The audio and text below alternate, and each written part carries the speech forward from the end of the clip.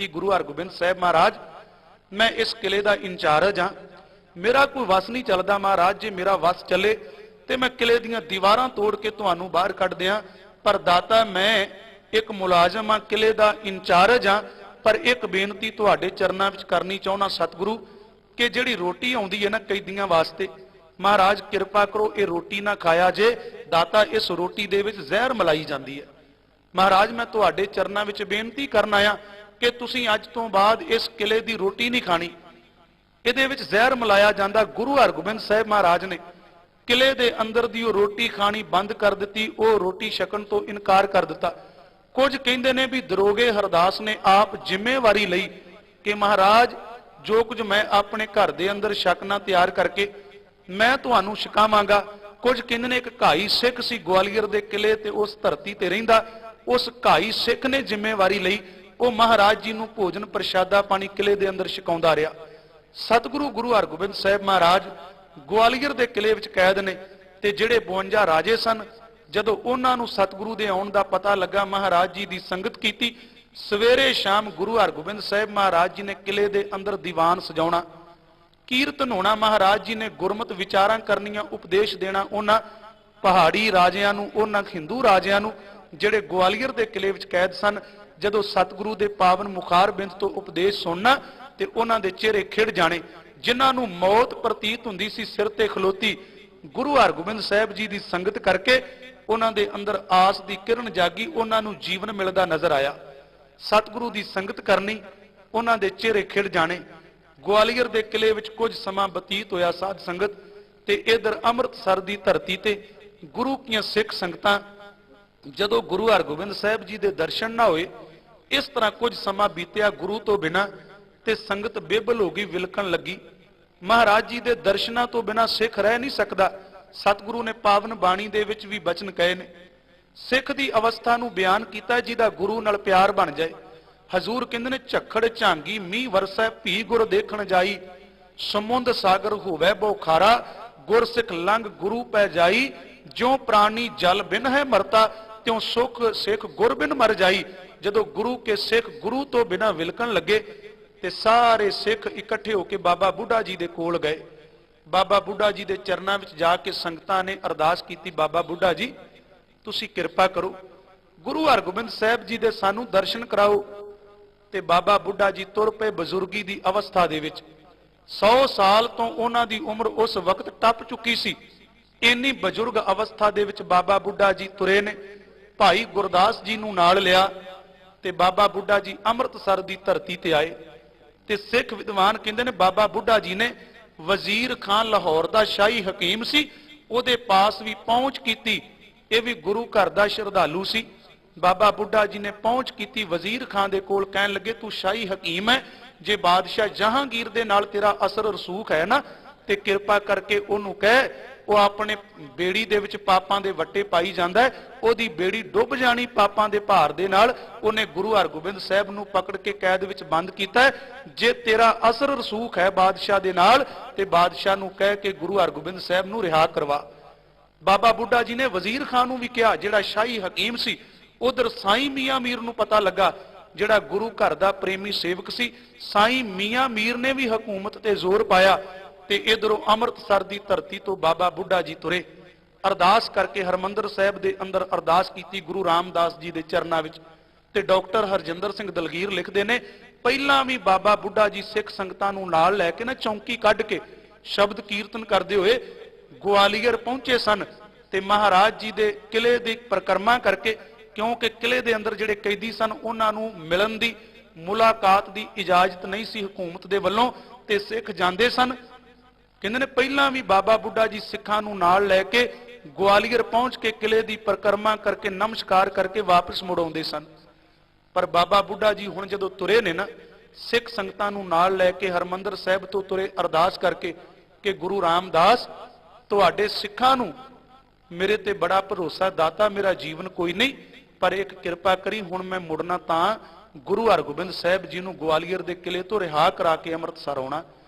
अरदास करके तुरे, सिख संगतां नूं नाल लिया ते पंजाब दे पिंड पिंड विच जाके बाबा बुढ़ा जी ने सिख संगतां नूं जागरूक कीता ਤੇ ਸਾਰੇ ਸਿੱਖਾਂ ਨੂੰ ਇਕੱਠਿਆਂ ਕਰਕੇ ਨਾ ਗਵਾਲੀਅਰ ਵੱਲ ਨੂੰ ਕੂਚ ਕੀਤਾ ਤੇ ਉਹਨਾਂ ਸਿੱਖਾਂ ਨੂੰ ਜਾਗਰੂਕ ਕਰਦਿਆਂ ਇੱਕ ਗੱਲ ਕਹੀ ਬਾਬਾ ਬੁੱਢਾ ਜੀ ਨੇ ਕਿ ਆਓ ਆਪਾਂ ਗਵਾਲੀਅਰ ਚੱਲੀਏ, ਬਾਦਸ਼ਾਹ ਜਹਾਂਗੀਰ ਨੂੰ ਪਤਾ ਲੱਗ ਜਾਏ ਕਿ ਤੂੰ ਤੇ ਤਾਕਤ ਦੇ ਜ਼ੋਰ ਦੇ ਨਾਲ ਲੋਕਾਂ ਤੇ ਹਕੂਮਤ ਕਰਨਾ ਹੈ।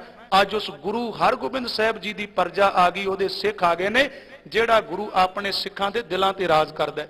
ਤੂੰ ਤੇ ਕੇਵਲ ਤਾਕਤ ਦੇ ਨਸ਼ੇ ਵਿੱਚ, ਤਾਕਤ ਦੇ ਜ਼ੋਰ ਨਾਲ ਲੋਕਾਂ ਤੇ ਹਕੂਮਤ ਕਰਨਾ ਹੈ, ਪਰ ਗੁਰੂ ਹਰਗੋਬਿੰਦ ਸਾਹਿਬ ਮਹਾਰਾਜ ਉਹ ਤੇ ਸਿੱਖਾਂ ਦੇ ਦਿਲਾਂ ਤੇ ਰਾਜ ਕਰਦੇ ਨੇ। ਜਦੋਂ ਸਿੱਖ ਸੰਗਤਾਂ ਨੂੰ ਨਾਲ ਲੈ ਕੇ ਬਾਬਾ ਬੁੱਢਾ ਜੀ ਗਵਾਲੀਅਰ ਦੇ ਕਿਲੇ ਉਸ ਧਰਤੀ ਤੇ ਪਹੁੰਚ ਗਏ, ਕਹਿੰਦੇ ਨੇ ਜਾਂਦਿਆਂ ਸਾਰ ਉਹਨਾਂ ਨੇ ਪਰਿਕਰਮਾ ਕੀਤੀ, ਕਿਲੇ ਦੇ ਦਰਵਾਜ਼ੇ ਨੂੰ ਚੁੰਮਿਆ, ਉਥੋਂ ਦੀ ਖਾਕ ਆਪਣੇ ਮੱਥੇ ਤੇ ਲਾਈ ਤੇ ਬਾਬਾ ਬੁੱਢਾ ਜੀ ਸਾਰੇ ਸਿੱਖਾਂ ਦੇ ਸਮੇਤ ਗਵਾਲੀਅਰ ਦੇ ਕਿਲੇ ਦੇ ਦਰਵਾਜ਼ੇ ਦੇ ਸਾਹਮਣੇ ਬੈਠ ਗਏ। ਕਹਿੰਦੇ ਨੇ ਇਧਰੋਂ ਵਜ਼ੀਰ ਖਾਂ ਸ਼ਾਹੀ ਹਕੀਮ, ਸਾਈਂ ਮੀਆਂ ਮੀਰ, ਭਾਈ ਜੇਠੇ ਵਰਗੇ ਗੁਰੂ ਕੇ ਸਿੱਖ, ਇਹਨਾਂ ਸਾਰਿਆਂ ਨੇ ਜ਼ੋਰ ਪਾਇਆ ਤੇ ਬਾਦਸ਼ਾਹ ਜਹਾਂਗੀਰ ਨੂੰ ਗੁਰੂ ਹਰਗੋਬਿੰਦ ਸਾਹਿਬ ਮਹਾਰਾਜ ਜੀ ਦੀ ਰਿਹਾਈ ਦਾ ਹੁਕਮ ਜਾਰੀ ਕਰਨਾ ਪਿਆ। ਮਹਾਰਾਜ ਜੀ ਦੀ ਰਿਹਾਈ ਦਾ ਹੁਕਮ ਹੋਇਆ। ਚਿੱਠੀ ਸਤਿਗੁਰੂ ਤੱਕ ਪਹੁੰਚੀ ਕਿ ਦਾਤਾ ਜੀ ਤੁਹਾਡੀ ਰਿਹਾਈ ਦਾ ਹੁਕਮ ਆਇਆ, ਬਾਦਸ਼ਾਹ ਕਹਿੰਦਾ ਤੁਹਾਨੂੰ ਰਿਹਾ ਕਰ ਦਿੱਤਾ ਜਾਏਗਾ। ਤੇ ਜਿਹੜੇ 52 ਰਾਜੇ ਉਸ ਕਿਲੇ ਵਿੱਚ ਕੈਦ ਸਨ ਨਾ, ਉਹ ਸਤਿਗੁਰੂ ਦੇ ਚਰਨਾਂ ਵਿੱਚ ਆ ਗਏ। ਉਹਨਾਂ ਨੇ ਬੇਨਤੀ ਕੀਤੀ, ਮਹਾਰਾਜ ਜੇ ਅੱਜ ਤੁਸੀਂ ਸਾਡੀ ਬਾਹ ਪਕੜੋਗੇ ਤੇ ਹੋ ਸਕਦਾ ਸਾਡਾ ਜੀਵਨ ਬਚ ਜਾਏ, ਪਰ ਦਾਤਾ ਜੇ ਅੱਜ ਤੂੰ ਸਾਡੀ ਬਾਹ ਨਾ ਪਕੜੀ ਤੇ ਸਾਡੀਆਂ ਅਰਥੀਆਂ ਲਾਸ਼ਾਂ ਇਸ ਕਿਲੇ ਤੋਂ ਬਾਹਰ ਜਾਣਗੀਆਂ, ਜਿਉਂਦੇ ਅਸੀਂ ਇਸ ਕਿਲੇ ਤੋਂ ਆਜ਼ਾਦ ਨਹੀਂ ਹੋ ਸਕਦੇ। ਜਦੋਂ ਮਹਾਰਾਜ ਜੀ ਦੇ ਚਰਨਾਂ ਵਿੱਚ ਉਹਨਾਂ ਨੇ ਪੁਕਾਰ ਕੀਤੀ ਤੇ ਗੁਰੂ ਹਰਗੋਬਿੰਦ ਸਾਹਿਬ ਸੱਚੇ ਪਿਤਾ ਮਹਾਰਾਜ ਜੀ ਨੇ ਉਸ ਵਕਤ ਬਾਦਸ਼ਾਹ ਜਹਾਂਗੀਰ ਨੂੰ ਇਹ ਕਹਿ ਕੇ ਭੇਜਿਆ, ਉਹ ਚਿੱਠੀ ਰਿਹਾਈ ਦੀ ਵਾਪਸ ਕਰ ਦਿੱਤੀ। ਕਹਿਣ ਲੱਗੇ ਕੇਵਲ ਅਸੀਂ ਇਕੱਲੇ ਨਹੀਂ, ਜੇ ਸਾਨੂੰ ਰਿਹਾ ਕਰਨਾ ਹੈ ਨਾ, ਅਸੀਂ ਇਸ ਕਿਲੇ ਤੋਂ ਪੈਰ ਤਾਂ ਬਾਹਰ ਰੱਖਣਾ ਜੇ ਸਾਡੇ ਨਾਲ ਇਹਨਾਂ ਰਾਜਿਆਂ ਨੂੰ ਵੀ ਰਿਹਾ ਕਰੋਗੇ। ਮਹਾਰਾਜ ਜੀ ਨੇ ਉੱਥੇ ਸ਼ਰਤ ਰੱਖ ਦਿੱਤੀ ਕਿ ਅਸੀਂ ਕਿਲੇ ਤੋਂ ਬਾਹਰ ਤਾਂ ਜਾਵਾਂਗੇ ਜੇ ਸਾਡੇ ਨਾਲ ਇਹਨਾਂ 52 ਰਾਜਿਆਂ ਨੂੰ ਵੀ ਬਾਦਸ਼ਾਹ ਰਿਹਾ ਕਰਦਾ ਹੈ। ਤੇ ਮੈਂ ਕਹਿੰਦਾ ਜੇ ਆਗੂ ਹੋਵੇ ਨਾ ਤੇ ਇਸ ਤਰ੍ਹਾਂ ਦਾ ਹੋਣਾ ਚਾਹੀਦਾ, ਕਿਉਂਕਿ ਉਹਨਾਂ ਰਾਜਿਆਂ ਨੇ ਗੁਰੂ ਹਰਗੋਬਿੰਦ ਸਾਹਿਬ ਨੂੰ ਆਪਣਾ ਆਗੂ, ਆਪਣਾ ਮੁਰਸ਼ਿਦ ਮੰਨ ਲਿਆ ਸੀ ਕਿ ਦਾਤਾ ਅਸੀਂ ਤੇਰੇ ਆ, ਤੂੰ ਸਾਡਾ ਮੁਰਸ਼ਿਦ, ਸਾਡਾ ਆਗੂ ਹੈ। ਤੇ ਆਗੂ ਹੋਵੇ ਤੇ ਐਸਾ ਹੋਣਾ ਚਾਹੀਦਾ ਹੈ। ਆਗੂ ਇਹ ਨਹੀਂ ਵੀ ਆਪ ਬੈਠਾ ਹੋਵੇ ਏਸੀ ਕਮਰਿਆਂ ਦੇ ਅੰਦਰ ਤੇ ਜਿਹੜੇ ਉਹਦੇ ਵਰਕਰ ਨੇ ਉਹ ਜੇਲ੍ਹਾਂ ਦੇ ਵਿੱਚ ਰੁਲਦੇ ਹੋਣ। ਆਗੂ ਬੈਠਾ ਹੋਵੇ ਆਪਣੇ ਪੁੱਤਰ ਪੋਤਰਿਆਂ ਦੇ ਵਿੱਚ ਤੇ ਜਿਹੜੇ ਵਰਕਰ ਨੇ ਉਹਨਾਂ ਦੇ ਪੁੱਤਰ ਪੋਤਰਿਆਂ ਨੂੰ ਪੁਲਿਸ ਕੋ ਕੇ ਮਾਰਦੀ ਹੋਵੇ। ਆਗੂ ਹੋਵੇ ਤੇ ਗੁਰੂ ਹਰਗੋਬਿੰਦ ਸਾਹਿਬ ਵਰਗਾ, ਕਿ ਜੇ ਕਿਤੇ ਰਾਜਿਆਂ ਨੇ ਮੰਨ ਲਿਆ ਦਾਤਾ ਅੱਜ ਤੂੰ ਸਾਡਾ ਆਗੂ, ਸਾਡਾ ਮੁਰਸ਼ਿਦ ਹੈ, ਜੇ ਤੂੰ ਸਾਡੀ ਬਾਹ ਪਕੜ ਲਈ ਤੇ ਬੰਦ ਖਲਾਸੀ ਹੋ ਜਾਏਗੀ, ਨਹੀਂ ਤੇ ਸਾਡੀਆਂ ਅਰਥੀਆਂ ਕਿਲੇ ਤੋਂ ਬਾਹਰ ਜਾਣਗੀਆਂ, ਜਿਉਂਦੇ ਕਿਲੇ ਤੋਂ ਬਾਹਰ ਨਹੀਂ ਜਾ ਸਕਦੇ। ਮਹਾਰਾਜ ਨੇ ਉਸ ਵਕਤ ਇਹ ਕਹਿ ਦਿੱਤਾ ਕਿ ਬਾਦਸ਼ਾਹ ਨੂੰ ਜਾ ਕੇ ਕਹੋ ਜੇ ਇਹਨਾਂ ਰਾਜਿਆਂ ਨੂੰ ਸਾਡੇ ਨਾਲ ਰਿਹਾ ਕਰੋਗੇ ਤਾਂ ਅਸੀਂ ਕਿਲੇ ਤੋਂ ਬਾਹਰ ਜਾਵਾਂਗੇ, ਨਹੀਂ ਤੇ ਇਸੇ ਕਿਲੇ ਦੇ ਅੰਦਰ ਹੀ ਰਵਾਂਗੇ ਜਿੰਨੀ ਦੇਰ ਤੱਕ ਇਹ ਰਾਜੇ ਰਿਹਾ ਨਹੀਂ ਕਰ ਦਿੰਦਾ ਬਾਦਸ਼ਾਹ। ਉਸ ਵਕਤ ਕਹਿੰਦੇ ਨੇ ਕਿ ਕੁਝ ਕਹਿੰਦੇ ਨੇ ਬਾਦਸ਼ਾਹ ਨੇ ਇਹ ਕਿਹਾ ਕਿ ਚਲੋ ਇਹਨਾਂ ਰਾਜਿਆਂ ਨੂੰ ਮੈਂ ਰਿਹਾ ਕਰ ਦੇਣਾ, ਜਿੰਨੇ ਕੋ ਰਾਜੇ ਗੁਰੂ ਹਰਗੋਬਿੰਦ ਸਾਹਿਬ ਦਾ ਚੋਲਾ ਪਕੜ ਕੇ ਬਾਹਰ ਆ ਜਾਣਗੇ ਉਹਨਾਂ ਨੂੰ ਰਿਹਾ ਕਰ ਦਿਆਂਗਾ। ਹੋ ਸਕਦਾ ਕਿ ਬਾਦਸ਼ਾਹ ਦੀ ਇਹ ਪਾਲਿਸੀ ਹੋਵੇ, ਅੰਦਰੋਂ ਇਹਨਾਂ ਰਾਜਿਆਂ ਨੂੰ ਰਿਹਾ ਨਹੀਂ ਸੀ ਕਰਨਾ ਚਾਹੁੰਦਾ। ਉਹਨਾਂ ਸੋਚਿਆ ਹੋਵੇਗਾ ਕਿ 5-7 ਜਿਹੜੇ ਚੋਲਾ ਪਕੜ ਕੇ ਨਿਕਲ ਜਾਣਗੇ ਉਹਨਾਂ ਨੂੰ ਕੈਦ ਦੇ ਵਿੱਚੋਂ ਮੁਕਤ ਕਰ ਦਿਆਂਗਾ, ਬਾਕੀ ਇਸ ਕੈਦ ਵਿੱਚ ਬੰਦ ਰੱਖਾਂਗਾ। ਕੁਝ ਕਹਿੰਦੇ ਨੇ ਬਾਦਸ਼ਾਹ ਨੇ ਇਹ ਸ਼ਰਤ ਰੱਖ ਦਿੱਤੀ ਕਿ ਮੈਂ ਰਿਹਾ ਕਰ ਦਿੰਦਾ ਜਿਹੜੇ ਗੁਰੂ ਹਰਗੋਬਿੰਦ ਸਾਹਿਬ ਜੀ ਦਾ ਚੋਲਾ ਪਕੜ ਕੇ ਬਾਹਰ ਨਿਕਲਣਗੇ ਉਹਨਾਂ ਨੂੰ ਰਿਹਾ ਤੋਂ ਮੁਕਤ ਕਰ ਦਿੱਤਾ ਜਾਏਗਾ।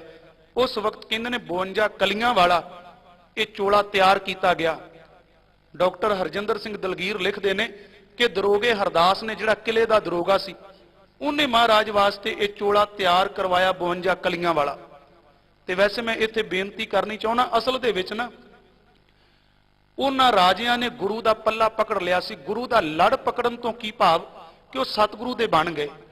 ਉਹਨਾਂ ਨੇ ਗੁਰੂ ਹਰਗੋਬਿੰਦ ਸਾਹਿਬ ਨੂੰ ਆਪਣਾ ਮੁਰਸ਼ਿਦ, ਆਪਣਾ ਆਗੂ ਮੰਨ ਲਿਆ ਤੇ ਜਿਨ੍ਹਾਂ ਨੇ ਗੁਰੂ ਦਾ ਪੱਲਾ ਪਕੜ ਲਿਆ ਗੁਰੂ ਨੇ ਉਹਨਾਂ ਦੀ ਬੰਦ ਖਲਾਸੀ ਕਰਾ ਦਿੱਤੀ। ਮਹਾਰਾਜ ਨੇ ਬਾਣੀ ਵਿੱਚ ਕਿਹਾ ਨਾ, ਦਾਤਾ ਕਿਰਪਾ ਕਰ ਸਾਨੂੰ ਆਪਣਾ ਪੱਲਾ, ਆਪਣਾ ਲੜ ਪਕੜਾ। ਅਸੀਂ ਪੜ੍ਹਨੇ ਆ, ਹਮ ਅੰਧੁਲੇ ਅੰਧ ਬਿਖੈ ਬਿਖਰਾਤੇ ਕਿਉਂ ਚਾਲਹਿ ਗੁਰ ਚਾਲੀ, ਸਤਿਗੁਰ ਦਇਆ ਕਰੇ ਸੁਖ ਦਾਤਾ ਹਮ ਲਾਵੇ ਆਪਨ ਪਾਲੀ। ਸਤਿਗੁਰੂ ਆਪਣਾ ਪੱਲਾ, ਆਪਣਾ ਲੜ ਪਕੜਾ ਸਾਨੂੰ।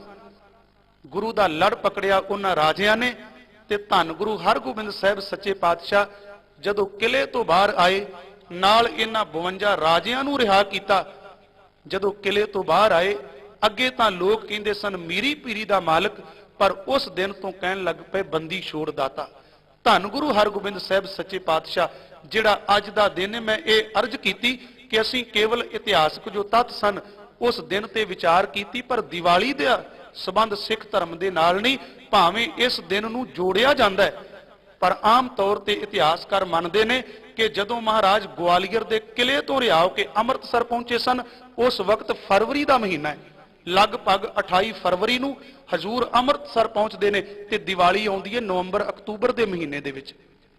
ਪਰ ਇਸ ਦਿਨ ਨੂੰ ਇਹ ਜੋੜਿਆ ਗਿਆ ਬੰਦੀ ਛੋੜ ਦਿਵਸ ਦੇ ਨਾਲ। ਸਤਿਗੁਰੂ ਗੁਰੂ ਹਰਗੋਬਿੰਦ ਸਾਹਿਬ ਮਹਾਰਾਜ ਗਵਾਲੀਅਰ ਦੇ ਕਿਲੇ ਤੋਂ ਬਾਹਰ ਆਏ, ਉਸ ਵਕਤ ਬਾਬਾ ਬੁੱਢਾ ਜੀ ਨੇ ਨਮਸਕਾਰ ਕੀਤੀ। ਬਾਬਾ ਬੁੱਢਾ ਜੀ ਸਿੱਖ ਸੰਗਤਾਂ ਦੇ ਸਮੇਤ ਪਹਿਲਾਂ ਅੰਮ੍ਰਿਤਸਰ ਦੀ ਧਰਤੀ ਤੇ ਪਹੁੰਚ ਗਏ ਸਨ ਤੇ ਗੁਰੂ ਹਰਗੋਬਿੰਦ ਸਾਹਿਬ ਮਹਾਰਾਜ ਦਿੱਲੀ ਚਲੇ ਗਏ।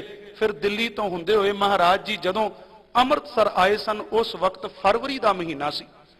ਫਰਵਰੀ ਦੇ ਅਖੀਰ ਵਿੱਚ ਮਹਾਰਾਜ ਅੰਮ੍ਰਿਤਸਰ ਦੀ ਧਰਤੀ ਤੇ ਪਹੁੰਚਦੇ ਨੇ। ਪਰ ਇਹ ਜੋ ਅੱਜ ਦਾ ਦਿਨ ਸੀ ਬੰਦੀ ਛੋੜ ਦਿਵਸ, ਆਪਾਂ ਇਸ ਦਿਨ ਦੇ ਸੰਬੰਧੀ ਵਿਚਾਰ ਕੀਤੀ ਹੈ ਕਿ ਧੰਨ ਗੁਰੂ ਹਰਗੋਬਿੰਦ ਸਾਹਿਬ ਮਹਾਰਾਜ ਜਿੱਥੇ ਉਹ ਆਪ ਗਵਾਲੀਅਰ ਦੇ ਕਿਲੇ ਵਿੱਚੋਂ ਰਿਹਾ ਹੋਏ, ਉੱਥੇ ਮਹਾਰਾਜ ਜੀ ਨੇ ਉਹਨਾਂ 52 ਕੈਦੀਆਂ ਦੀ ਬੰਦ ਖਲਾਸੀ ਕਰਾਈ